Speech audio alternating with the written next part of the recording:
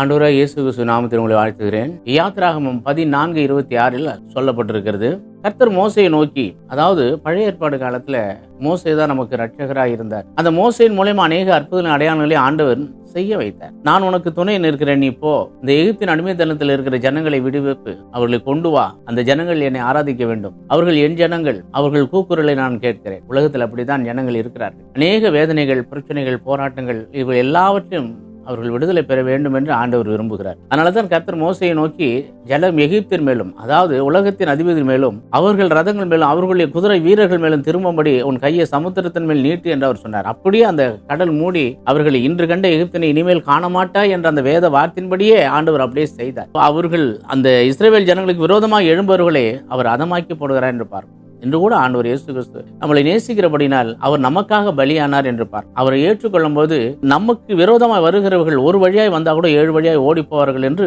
வேதம் சொல்லுகிறார். அதனால கர்த்தர் மோசையை நோக்கி எப்படி சொன்னாரோ அவர் அப்படியே செய்தபடினால இன்று கண்ட எகிப்தினை இனிமேல் காண மாட்டா என்று சொல்லி அந்த ஜலம் அப்படியே அவரை மூடிக்கொண்டது நாம் ஆண்டவர் அப்படியாக இயேசு கிறிஸ்துவை நாம் ஏற்றுக்கொள்ளும் போது அவர் நம்மை பாதுகாக்க போதுமானவராக இருக்கிறார். நமக்கு ரத்தம் சிந்திருக்கிறார். அந்த ரத்தத்தை கண்டால் சத்ரு பயப்படுவார். அதனால தான் ஆண்டவர் சொல்கிறார், மனம் திரும்புங்கள், பரலோக ராஜ்யம் சமீபத்தில். அப்படியாகவே நாம் மனம் திரும்பி ஆண்டவரை அறிந்து கொள்வோம். நமக்கு அவர் துணையா இருப்பார், அவர் ரட்சிப்பா இருப்பார். கர்த்தர் உங்களை ஆசீர்வதிப்பாராக.